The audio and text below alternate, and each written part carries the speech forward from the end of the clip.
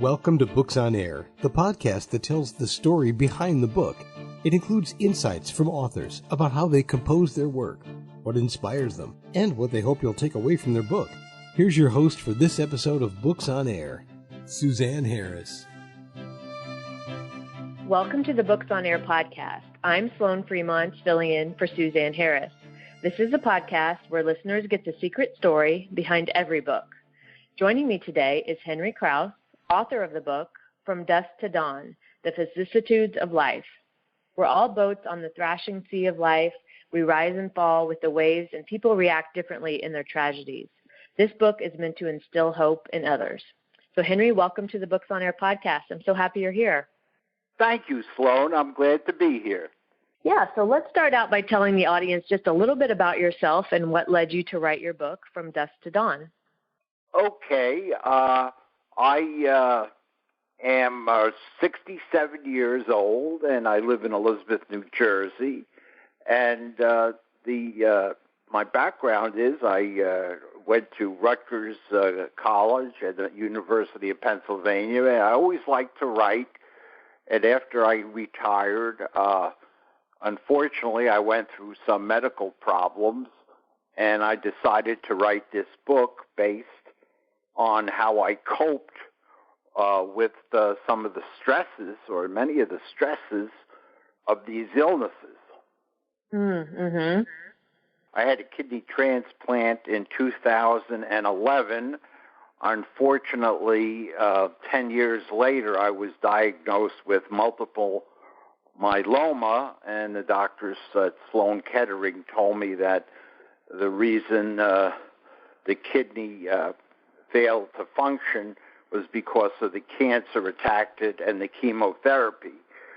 So I went through that. I also recently was diagnosed and hospitalized for diabetes. Thank God everything right now is stable, but based on these medical problems and what I had to face emotionally, it was kind of cathartic to write these 30 poems and the pictures. I picked the pictures on my own from Getty.com, the picture website. Mm-hmm. So that's basically it in a nutshell. My idea is to instill hope in people that just because you're given a cancer diagnosis or a chronic kidney disease, it doesn't mean your life is over and you curl up in a ball like a catatonic person and say, "Oh, right. I'm done with it."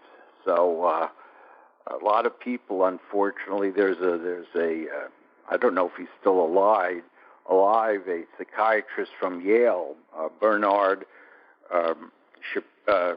Shapiro, I think his name was, and he wrote a book, and he said that a lot of his patients, first he was an oncologist, then he became a psychiatrist. Most of his patients who didn't live basically didn't want to live. In other words, they had other stresses in their life, like taking care of parents or things like that, where they just gave up. So one of the things to learn is never give up. As long as you're breathing and you get up in the morning, of course you have to follow the regimen of the doctors, but mm-hmm. You can't neglect that. And since I don't have a kidney now, I have to also go for dialysis. So I go for dialysis as well as chemo. And thank God everything is stable, and I'm writing. I write every day. I don't know if you've heard of it, but I write on a blog called Medium.com, and it allows you to publish right away without the cost of self-publishing. Now, I had to lay out a lot of money for marketing for the company, but this blog allows you to write and you're writing with very sophisticated writers, people who write for the New York Times, professors of English. So you try to get a following. If you have 100 or more followers, they start paying you. Okay. Yeah. So right now I have 26 followers. And again, another thing, if anybody's interested in writing, it's kind of like writing a diary every day, even if it isn't, like I could tell if something that I write will go over well, basically. I get a gut feeling. But yeah. I also get a feeling that if it's just mediocre, that, as many people may not go for it. But I write it anyway. You write it anyway, even if you have 0 views. I have on this website,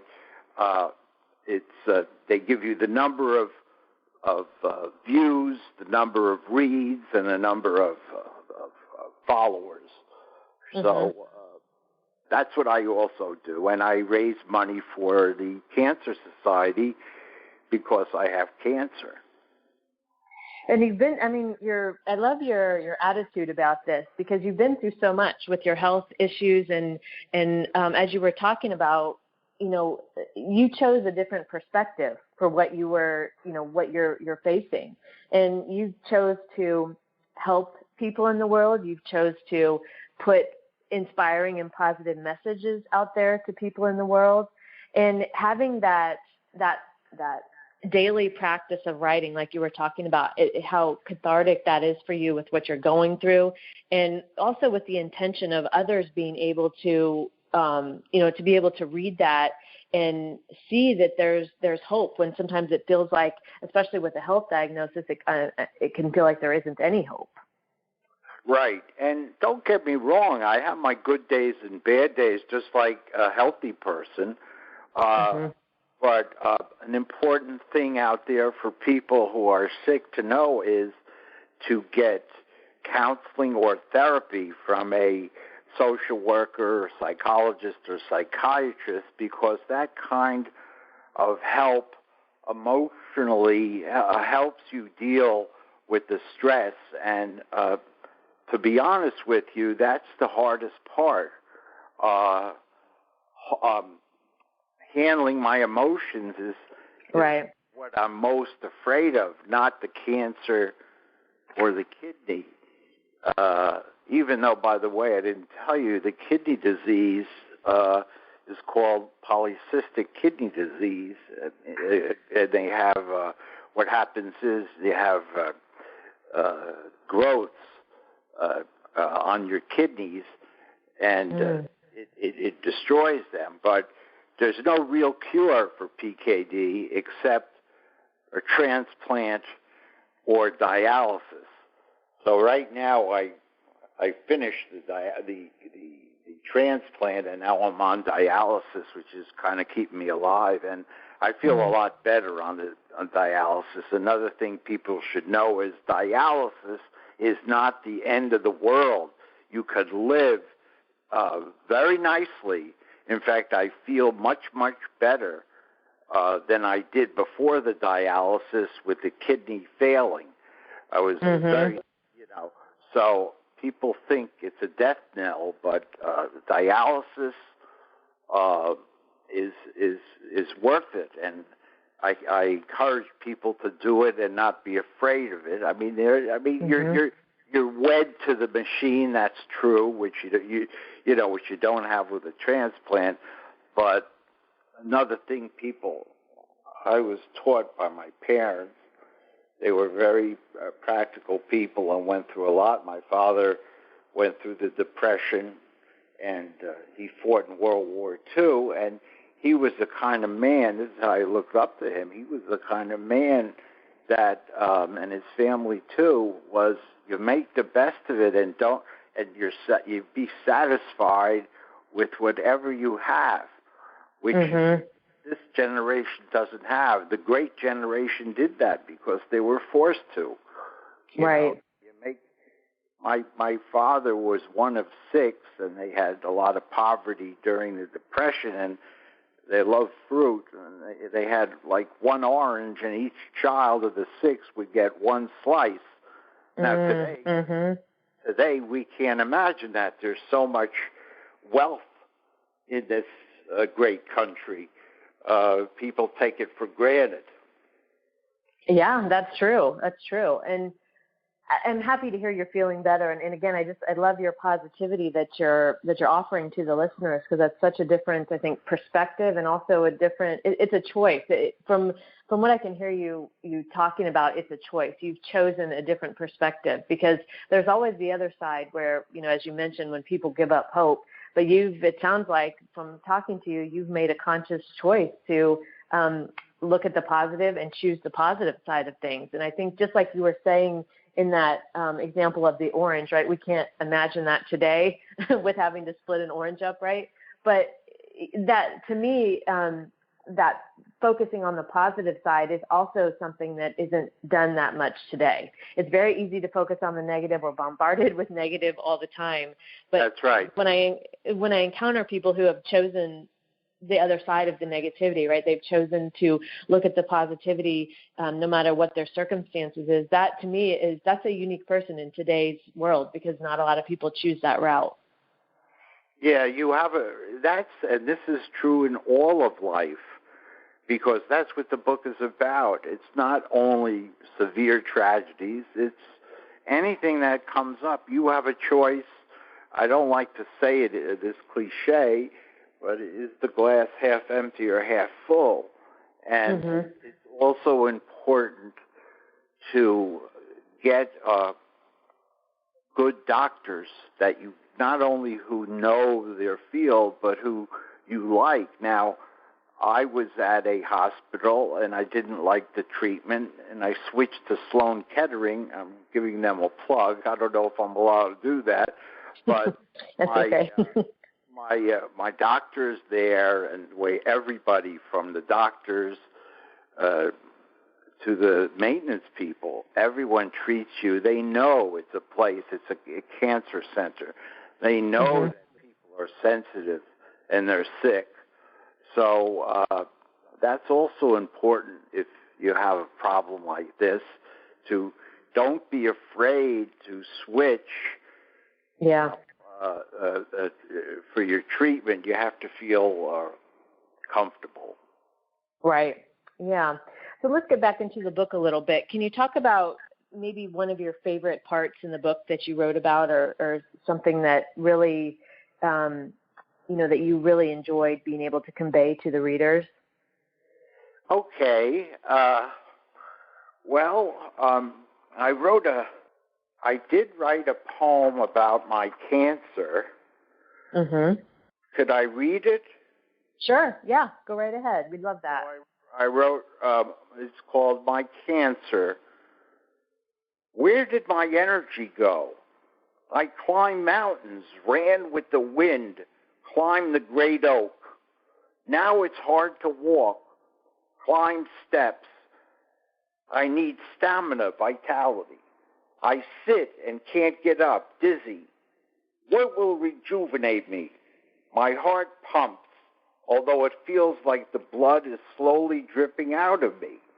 Despite the fatigue, I push with grit. I'm optimistic. Tomorrow is another day. And that's basically what it is. I also wrote a poem about my uncle, who also went through World War II, but unfortunately was shell-shocked, and he was a brilliant man, and unfortunately it ruined his life, but I loved him very much, and I used to go to visit him, and at the end of his life, when he was hospitalized, I would go and visit him, and he was very appreciative that I came. I used to bring him coffee and the Danish, and he had bone cancer, and I loved him very much. I don't know about your time. I could read that one. I don't know if you want to spend the time, but you can go ahead. Yeah, sure. You can read it. That one. That'd be great. Okay, let's see.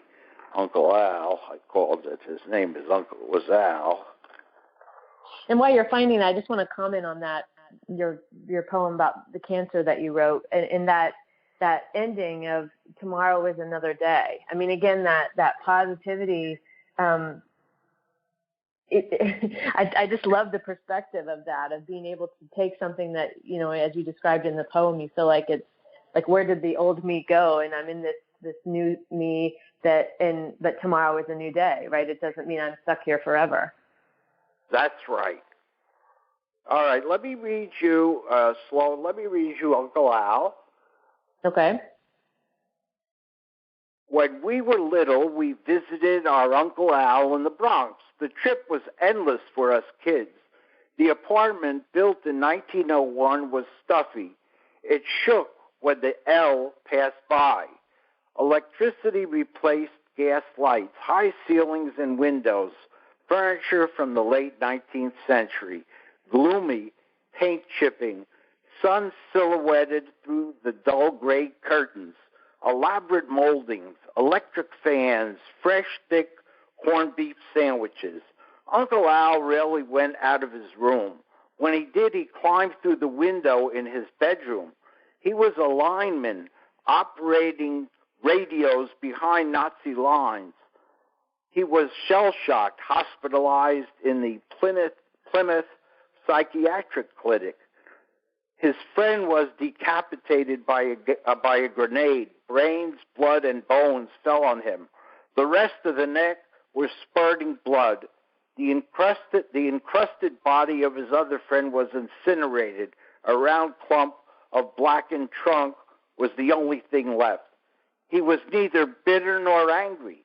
He blamed no one but himself.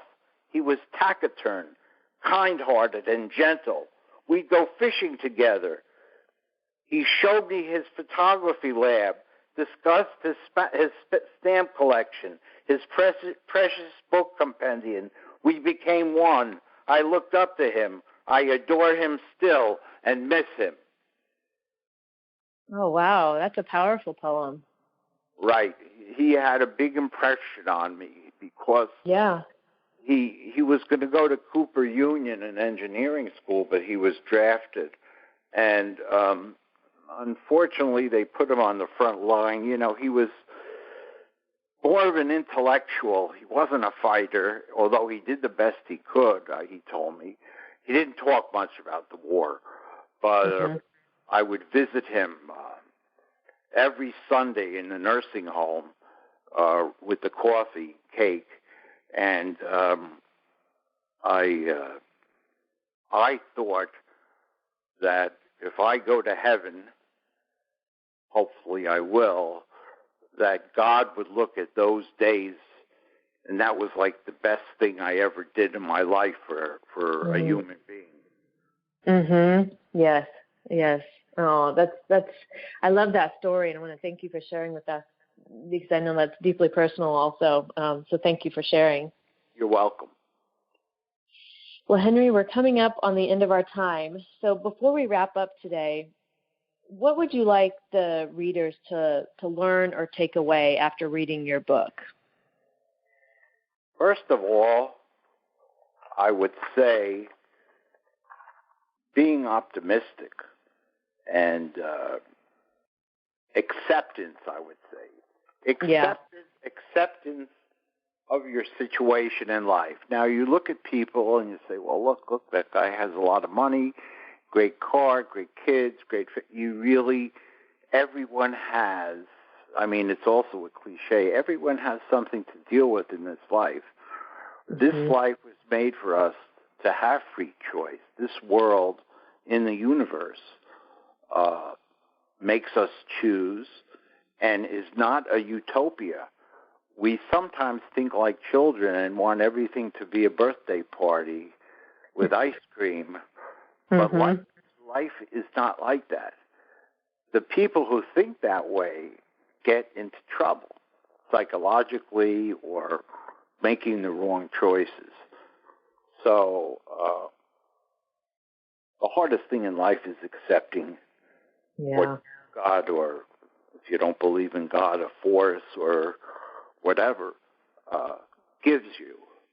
Now, I have a brother who's perfectly healthy, and it's a sister, too, who's perfectly healthy. So it was just, this is how it went, this is how things fell out. So that's basically it. And Sloan, I want to thank you for having me today. It was a pleasure talking to you, and I appreciate you reaching out to me and spreading the word about my book. Yes, well, I want to thank you as well for coming on for such an insightful interview. I really enjoyed talking to you. I want to, when we get this posted, I'm going to link to your book in the show notes, but I'm also going to get the link to your Medium account so I can include that in the show notes as well, so that way the listeners can find that easier and be able to follow you on there. Sure. And I could also send you, the publisher did a YouTube, it's kind of an audio-visual ad for the book, which reinforces a lot of what I said. Okay, yes, let's post that too. If you'll send that to me, I'll definitely get that posted in the show notes as well. Okay, very good. Thank you. Okay. Yes, thanks again, Henry, for joining us. And you can find more about the book, From Dusk to Dawn, The Vicissitudes of Life, on Amazon. And I'll link to the book in the show notes, so be sure to check that out. You've been listening to the Books on Air podcast, brought to you on webtalkradio.net. You can also hear this podcast on Spotify, iHeartRadio, Stitcher, and Apple Podcasts.